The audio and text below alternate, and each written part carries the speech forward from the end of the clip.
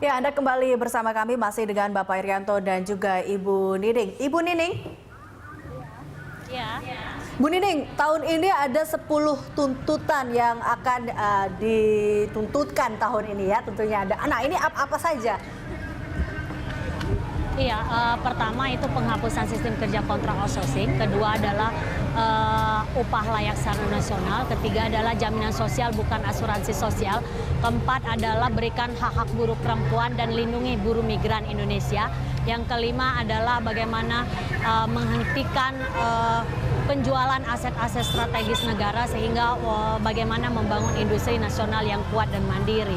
Yang keenam adalah hentikan tindakan tindakan mem-PHK sepihak yang dilakukan oleh kesewenang-wenangan yang dilakukan oleh pihak perusahaan, termasuk melakukan pemberangusan terhadap pengurus serikat buruh dan anggota serikat buruh. Yang selanjutnya adalah bagaimana mengadili, menangkap para pengusaha yang memang tidak tunduk kepada aturan hukum yang ada. Yang selanjutnya adalah tentang persoalan tanah dan air untuk kesejahteraan rakyat, pendidikan dan kesehatan gratis untuk rakyat. Yang terakhir adalah tentang bagaimana penurunan harga BBM dan kebutuhan pokok. Nah, kalau tadi misalkan kenapa saya mengatakan ada kegagalan terhadap pelaksana negara, karena memang ada indikator-indikator terhadap kaitan tersebut. Kita bisa lihat bagaimana sumber daya manusia kita itu lebih diserahkan kepada penciptaan terhadap pemodal swasta, terus kemudian juga bagaimana sebenarnya kalau tadi Pak Irianto bilang bahwa faktor di Indonesia bukan karena faktor upah buruh, tetapi ada faktor hal yang lain. Nah, tentang persoalan keamanan. Nah, kalau pengusaha mau misalkan bicara aman, ya buruh tadi dibilangkan bahwa tidak harus turun ke jalan. Buruh turun ke jalan itu kan karena dipaksakan, karena memang didorong gitu loh. Tapi kalau tidak ada pelanggaran hukum, tidak ada pembiaran, tidak ada kebijakan yang berpihak kepada rakyat, saya yakin rakyat Indonesia kenapa sih buruh ini harus berpanas-panas turun ke jalan, kemudian memperjuangkan apa yang menjadi haknya kan gitu. Itu yang sangat berbeda. Kalau bicara tentang diselesaikan dalam ruang dialog, dalam diskusi, itu sering kali kok dilakukan oleh kaum buruh. Nah, kita tidak menginginkan dialog-dialog itu hanya sebatas formalitas, tetapi ada eksekusi yang nyata yang harus bisa dilakukan. Ya, dialog-dialog itu apakah memang sudah pernah dibicarakan ataupun hasil dari dialog itu diberikan kepada Kemenkertrans ataupun kepada perusahaan dan pihak-pihak pemerintah lainnya, Bu Nining?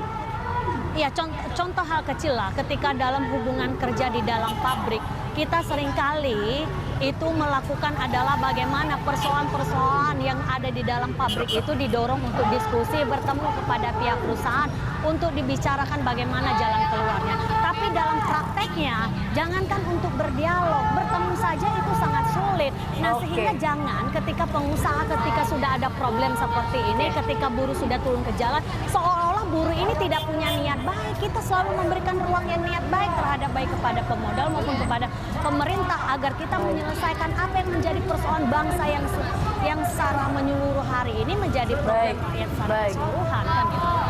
Oke, nah Pak Irianto ini menanggapi dari Bu Nining ini. Ini benar adanya kata Mbak Nining. Mbak Nining selamat dulu ya Mayday-nya. Kita selalu berusaha. Ya Mbak Nining, ini kan kami sering dengan Mbak Nining menyelesaikan berbagai kasus-kasus. Ya memang ini kan sekarang ada perubahan yang mendasar di ketatanegaraan kita. Nah itu juga menjadi tantangan bagi semua pemerintahan kita yang tadinya sentralisasi sekarang kan menjadi otonomi. Kewenangan itu kan penuh untuk urusan ketenagakerjaan di daerah-daerah. Namun walaupun itu sudah ada perubahan sistem kita, pemerintah pusat, Kementerian Tenaga Kerja dan Transmigrasi tidak pernah meninggalkan ataupun lari dari kenyataan itu dalam rangka perbaikan-perbaikan. Contohnya apa? Pak Menakertrans tahun 2012 itu sudah mengeluarkan kebijakan yang luar biasa bagusnya dalam rangka peningkatan kesejahteraan pekerja buruh dengan merubah ya penetapan kebutuhan hidup layak dari 46 ke 60 item. Ya. Itu proses pembahasannya juga sangat luar biasa.